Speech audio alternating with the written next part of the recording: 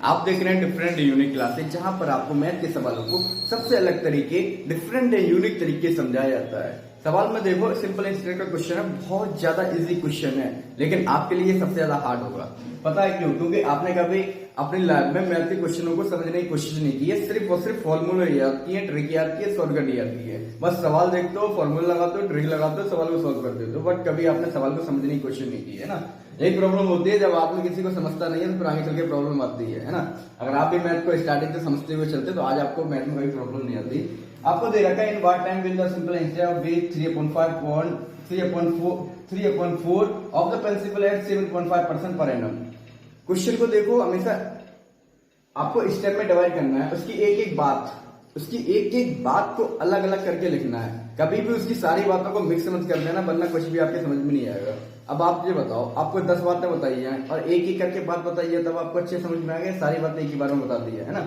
अब यहाँ पर देखो, इन व्हाट टाइम विल, आपसे पूछ रहा है कितने समय में द सिंपल इंटरेस्ट बी 3/4 की साधारण ब्याज होगा 3/4। अब इतनी बात तो मैं समझ में आ गई है, कितने समय में साधारण ब्याज होगा 3/4, लेकिन ये 3/4 क्या है ये आपको समझ में नहीं आ रही हो, इसलिए पहले इसे समझो। देखो, क्वेश्चन को पढ़ो तो समझते हुए चलो, एक एक चीज उसकी समझो। 3/4 एक एक चीज अगर आप समझते हुए चलोगे तो आप जब तक लास्ट में पहुंचोगे क्वेश्चन पढ़ने के लिए तो आपका आंसर आ गया होगा। 3/4 इसको है ये 3/, देखो 3 कोई भी नंबर हो हमेशा 100% होता है। अब इन्होंने कहा कि 3/4 है वो। अब 3/4 आप निकालो, क्या अगर आपको पता ना 100% होता है तो हमने लिखे 100%। हर नंबर 100% होता है। अब 3/4 4 का डिवाइड लग रहा है, 4 का डिवाइड लगाओ तो 3 के ऊपर मल्टी है तो 3 का ऊपर आप मल्टी कर दो ऊपर। 4 का आप इसमें डिवाइड लगाओगे, ठीक है ना, तो आपको यार 25 पर 25 3 जा 75, तो आपका आंसर आ गया ये 75%। ठीक है, अब आगे हम बढ़ते हैं। ऑफ द प्रिंसिपल, ये कह रहे हैं कि जो प्रिंसिपल है उसका 75% कितने समय में साधारण ब्याज बनेगा?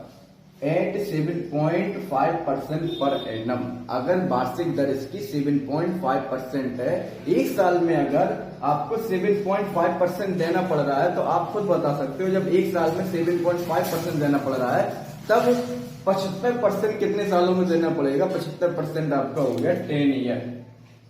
आपका आंसर आ गया ये, दैट्स ऑल। क्या क्वेश्चन में? कुछ भी नहीं।